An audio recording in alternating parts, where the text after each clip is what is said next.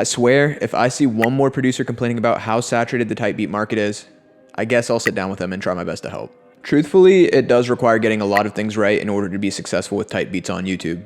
You need to have exceptional and intriguing beats, thumbnails that beg to be clicked, visuals that keep listeners paying attention until the end, titles and descriptions optimized for both the search and suggestion algorithms, the ability to foster community on and off the platform, a consistent upload schedule, and most important of all, the ability to get people to go from YouTube to buying beats on your beat store. Each one of these is a variable that you can tweak to improve your results on your type beat channel.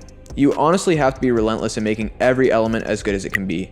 Otherwise, you will be drowned in the noise. Whether you're just getting started or you've been trying to make this YouTube thing work for a while now, you're in the right place. This video is going to help you parse through all these different elements of what makes a YouTube channel tick, so that way you can blow the f up on this platform.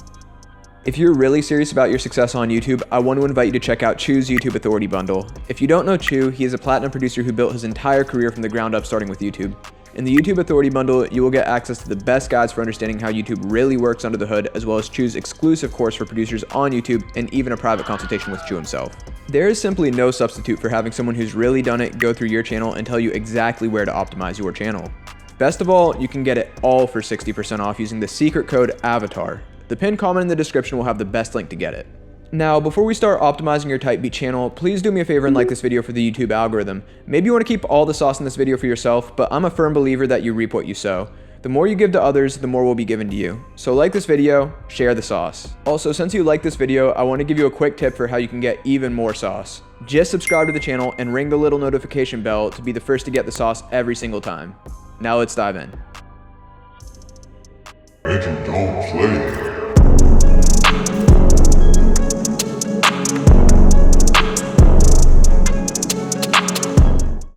So before we get into the weeds, let's talk about the macro.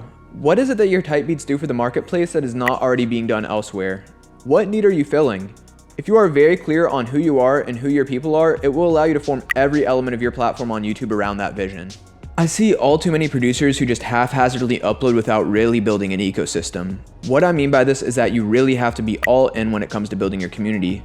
Are you actively connecting with and growing your community at every opportunity? Are you creating content in a platform that really has the potential to resonate with and cause a community to form around it? If you can focus your energy around creating content for your community instead of the simple objective of selling beats, you will inherently create better content and sell more beats by extension. So as we go through all of these different little details, think of each one as an opportunity to make your content better for your community. Whether it's thumbnails, visuals, or even the beats themselves, always do your best for your community. So let's start from the top and talk about your actual beats. Chu has a saying that really is so true on YouTube: when in doubt, make better beats. Your beats need to be both uniquely yours as well as of a certain level of quality. If you're just starting out, you can't expect the same results as someone who has been making beats for years. Still, wherever you are, you can always put your best foot forward and give it your best effort. That goes a long way, especially if you've been doing this for a long time and haven't seen the results that you're looking for yet. The most actionable advice I can give you, both for practically building a community on YouTube as well as just straight up refining your sound as a producer, is to find your lane. For example, I can make all sorts of beats, whether it's trap, drill, old school hip hop, R&B, or literally any other genre of beats. Still, I personally found much more success around niching into pop, hyperpop, and cloud rap. Basically, anything with a bright, woozy aesthetic falls perfectly into the realm of my sound as a producer. So those are the kind of beats I make for the most part. You can also niche into an artist and then expand into similar artists. Ant Chamberlain is known for his rod wave type beats. Angel La Ciencia is known for his freestyle beats. And even someone like Cash Money AP, who makes beats for many different artists, is mainly niched in beats for mainstream trap artists like Lil Baby. You also want to have clarity around who your beats are for. Are you trying to compete in ultra competitive keywords like freestyle type beats, or are you niching into clearly making beats for a certain type of artist like Nikita, a YouTube producer who mainly makes Baby Keem type beats, or Aram, who mainly makes The Weeknd type beats? You might also have a subgenre that represents what your beats are, whether that's drill, hyperpop, reggaeton, or didgeridoo type beats. I can't tell you exactly which direction to go because it's really about who you are, what your sound is, and what your channel and community represent. Figure it out though, because then you will be able to focus all of the other elements of your channel around that. It's the difference between taking shots in the dark and having night vision goggles so you can see exactly where to go. Now that you have some clear direction on the kinds of beats you should be making, let's talk about actually creating your channel. Your channel needs to have a clear image that aligns with your brand. This will also extend into the visuals and thumbnails, which we will talk about next. But first, let's look at actually setting up your channel. There are a handful of things that you really want to optimize here. Your profile picture is the first thing many people will associate with your channel. I recommend using either a photo of your face or a cartoon character. A lot of big channels have blown up in the type beat space with just a logo for the profile picture, but if you're going to go that route, make sure you have a sick logo. In general, people connect more with faces, so do with that information what you will. Next, let's talk about your channel artwork. I'm mainly referring to your banner here, although there may be other visual art assets that you use to make your channel unique. For your banner, you will want to make sure that you are following YouTube's recommended dimensions for your banner, as it will show up different on various devices. You can use a free tool like Canva to do this, but unless you are a really skilled graphic designer, I'd honestly recommend commissioning a professional artist to do it for you or hiring someone on Fiverr. My banner was designed by Jezzo Art, and honestly, it really has a dramatic impact on people's first impressions of the channel. If you can't afford to hire an artist, don't let it stop you though. Do the best you can with what you have available, and always remember that the difference is in the details. This is definitely something you can upgrade later. The most important thing is getting started. Now, when you go into your YouTube Studio dashboard at studio.youtube.com, there are also a number of things you should add your branding to as well. Your channel watermark is a great way to passively pick up more subscribers. All you have to do is set it and forget it. But one thing a ton of producers miss though is setting up the channel tags. While you're there in YouTube Studio, make sure to click through all the tabs and tweak all the little settings. This channel is your baby, so take care of it. Okay, it's time for the fun stuff. Let's talk about the content you're uploading to your Type Beats channel.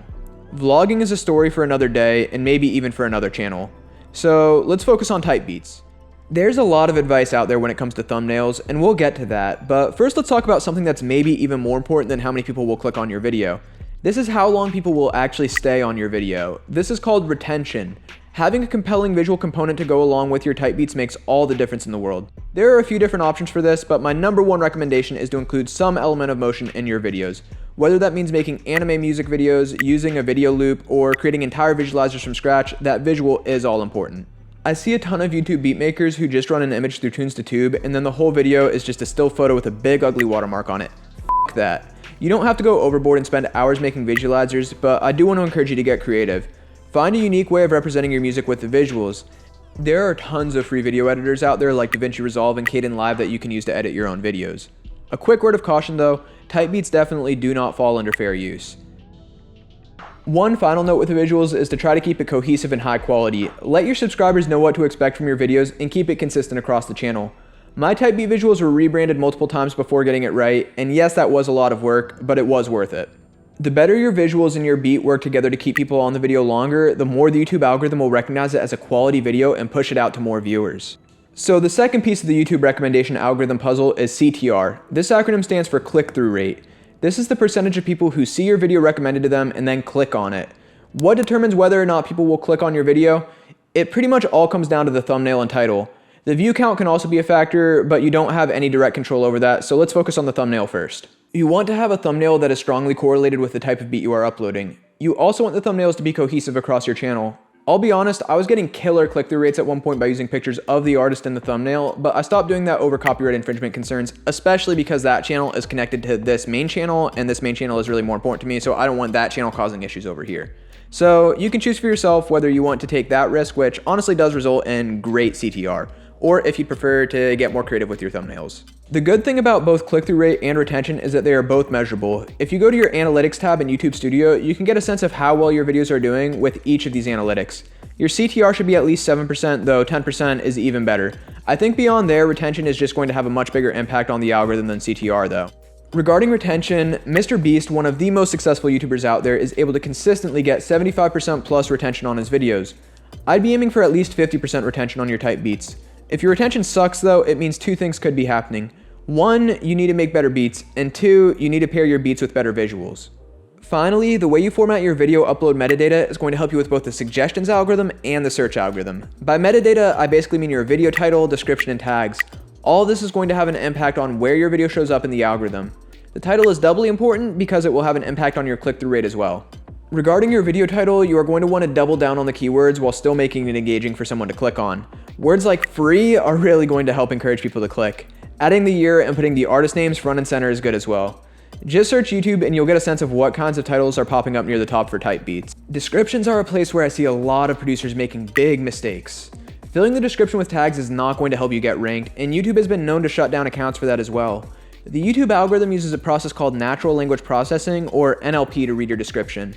This means it can tell if you are gaming the system. In order to avoid having your video suppressed, you want to fit your keywords into phrases that can actually be read by a human. If a person isn't going to read it, the YouTube algorithm robot isn't going to read it either. So if your shit looks like Sanskrit, that natural language processing algorithm isn't going to pay attention to it. Also, make sure you're taking advantage of the description to link to your beats and make your best sales pitch for why artists should work with you. There's a free tool that I absolutely love, which is called Mercury by Stream Elements, that can dynamically update your description. When I'm uploading a video, I divide the description into 2 parts. I'll write a description specifically for that video right when I upload it. Then the second half of the description is set up with Stream Elements and attached to every single video. This lets me do really cool stuff like showing subscriber goals in the description, easily swapping out social media links on all videos at once, and even running limited time promotions across the entire channel. This is really one of the coolest tools out there. I'm not sponsored by them in any way, I just love it that much and I have to recommend it here. Finally, when it comes to tags, I kind of like to think of these as a litmus test. Using the free tool vidIQ, I'm able to see which search terms my video is ranking for as I enter the tags. Quick note though, this doesn't work unless the video is public. Also, I really try to focus the tags around what the video actually is. If I'm making a Cash Dami and Baby Santana type beat, it's honestly better to zero in on that keyword instead of typing in a bunch of random artists. Other than those couple tips, tags really aren't all that important. If you take everything in this video seriously, your type beats will start to gain traction on YouTube. Then it's just a matter of translating those views into beat sales. That's where having a strong system in place is so important. To go from posting type beats to making beat sales every day, I can only recommend getting the sauce from the YouTube type beat goat himself, Chew. This man ranks for keywords as crazy as Kanye West, right at the top. There is no better place to learn how to translate your YouTube listeners into beat buyers. And once again, I'd like to remind you that you can pick up Chew's YouTube Authority Bundle for less than the price of a t-shirt when you use the promo code AVATAR for 60% off. The link will be in the pinned comment. Anyways, thank you so much for watching this video. Please like and subscribe if you haven't already, and I'll see you next time.